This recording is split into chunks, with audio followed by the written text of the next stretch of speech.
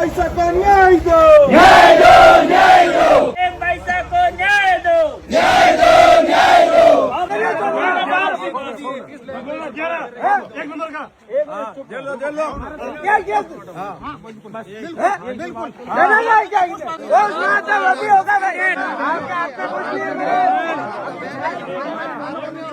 आपका अधिकार ही नहीं है।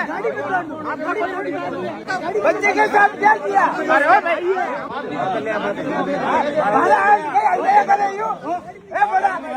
भगवान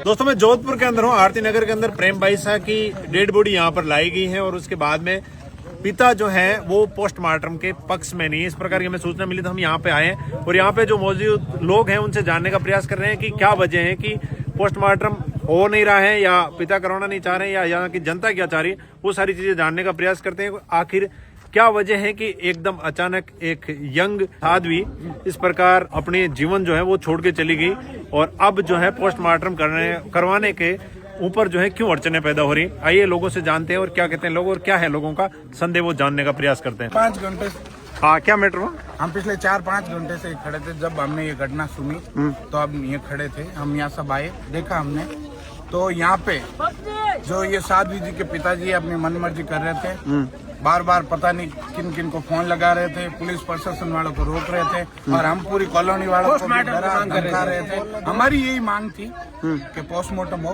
क्या वो पोस्टमार्टम पक्ष में नहीं थे? नहीं, पहले तो उन्होंने बिल्कुल मना किया, फिर बोला कि सुबह 10 बजे यहाँ से बोर्ड लेके 6 बजे लेके जाएंगे, 4 बजे। वो बार बार अलग अलग बातें कर रहे थे। फिर पूरी 4 दीवारी के और आरती नगर परिसर में रहने वाले सभी परिवारजनों ने निवेदन किया कि आप सब ऐसे मत करो, बॉडी को महात्मा गांधी हॉस्पिटल में जहाँ भी प्रशासन लेके जा रहा है, प्रशासन का जो भी प्रोटोकॉल जो सिस्टम होता है उस सिस्टम से काम करने दो। हमारी भी यही न्याय की अपेक्षा है कि साध्वी जी को वास्तविकता में न्याय मिले। न्याय की हमारी उम्मीद है। हम भगवे के पीछे और साध्वी जी के पीछे यहाँ आए।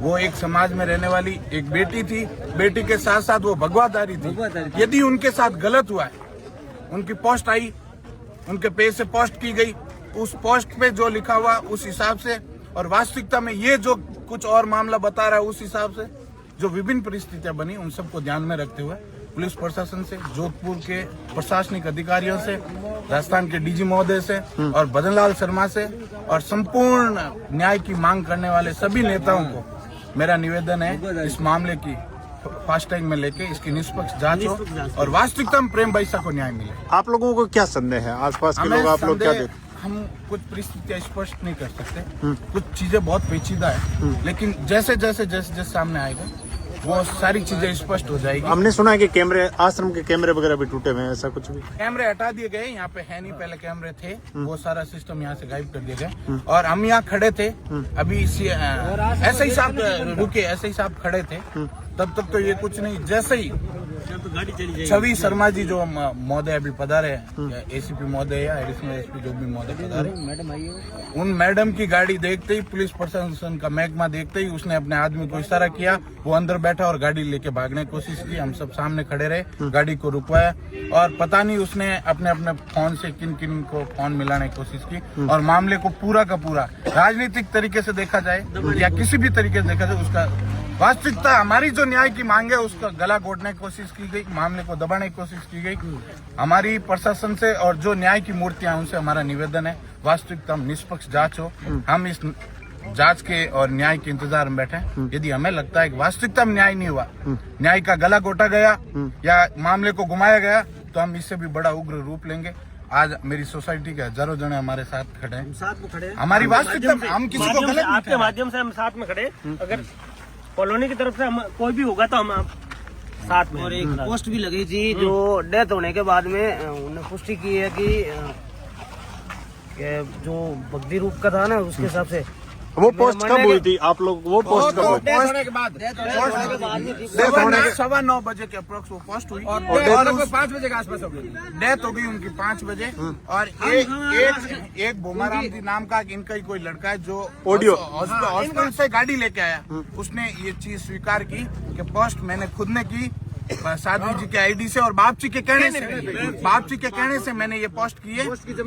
गाड़ी वहां से मैं लेके आया, उसने अभी बताया हमें कि पोस्ट मैंने खुद ने की। बोमाराम नाम का पतला से एक लड़का जो हॉस्पिटल से गाड़ी लेके आया, वो खुद जिम्मेवारी लेता, पोस्ट मैंने खुद ने की, बाप जी के कहने से की। और बाप जी ने जो मटेरियल बताया वो मैंने डाला, उसमें ये लिखा गया है कि मैंने जीवन भर हिंदू और धार्मिकता और भगवे की एक अग्नि परीक्षा का भी लिखा गया, मैंने पोस्ट पढ़ा, को लेके जो कुछ महीने पहले कुछ विवादित मामले को लेके जो बात हुई थी उसको लेके उन्होंने अग्नि परीक्षा वाले जो मैटर था उसको भी मेंशन किया। और लास्ट में लिखा कि न्याय की अपेक्षा, इससे मामला पूरा का पूरा इस तरीके से जाता है कि इस मामले को डाइवर्ट किया जा रहा है, इस मामले को एक अलग रूप दिया जा रहा है। आप लोग मानते हो कि ये मौत नहीं हो, कुछ और कारण हो? That is not possible.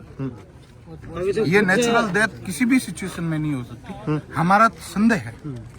और जब हम जिनसे न्याय की अपेक्षा रखते हैं वहाँ से रिपोर्टें वगैरह आएगी, हमेशा से इन लोगों के भरोसे ही रहे हैं, तो उसे स्पष्ट हो जाएगा क्या हुआ।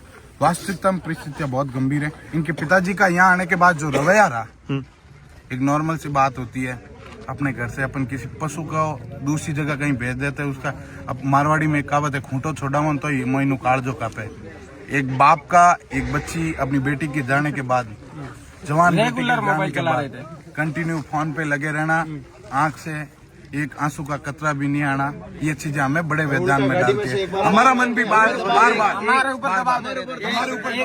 आप कौन होते हो बोलने वाले? हमने बोला हम प्रेम बैसा के भाई है, हम न्याय की अपेक्षा कर रहे हैं।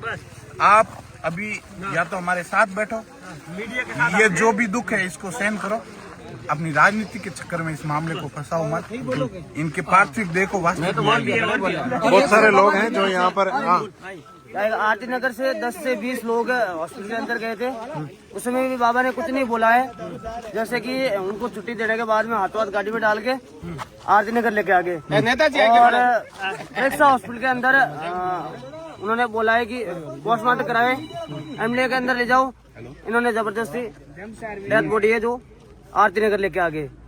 और जो लोग आरती नगर वाले थे उनके बाद में इकट्ठे हुए, उनकी मीटिंग हुई थी अलग, उनसे भी पूछताछ की। जो इंजेक्शन देने वाले थे उनकी ड्यूटी थी 12 बजे, उनके पास कॉल आया पहले, उनके बाद में 4:30 बजे उनकी छुट्टी होने के बाद में वापस कॉल आया इंजेक्शन वाला भी एक मुद्दा चल रहा है कि भाई इंजेक्शन की वजह से ऐसा भी।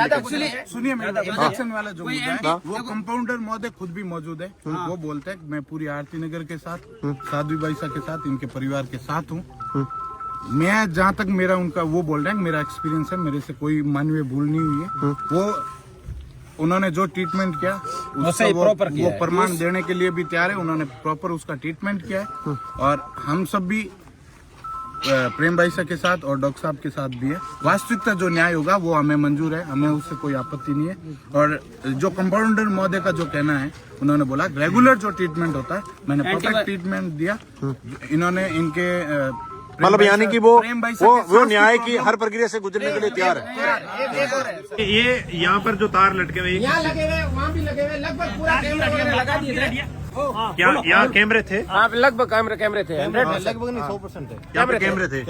अभी नहीं है, अभी नहीं है। सबूत बिठाया गया, मतलब इस हिसाब से कुछ न कुछ कारण रहे हैं। हाँ, कुछ न कुछ संदिग्ध परिस्थितियां। तो दोस्तों ये लोगों का कहना था, लेकिन आप लोगों का क्या कहना है इन विचारों के ऊपर, और ये जो परिस्थितियां पैदा हुई उनकी मौत के बाद में, और जो उनके पिता का जो रवैया उसके बारे में आप लोगों को क्या कहना, जरूर कमेंट करें। लेकिन ये वीडियो शेयर करें और उनको न्याय दिलाने के लिए आप लोगों की सहयोग है वो हमें जरूर मिलना चाहिए, ताकि इस प्रकार के कोई लोग हैं अगर इसके अंदर जो भी इन्वॉल्व हैं उनकी मौत के अंदर, चाहे जो त्रुटियां बरती गई वो त्रुटियां हो या कोई दूसरी वजह हो और त्रुटियों का रूप देने का प्रयास किया जा रहा हो, उनका सारा राज खुलना चाहिए। मैं फिर आज रहूंगा, आप वीडियो शेयर करें। जय हिंद, जय भारत।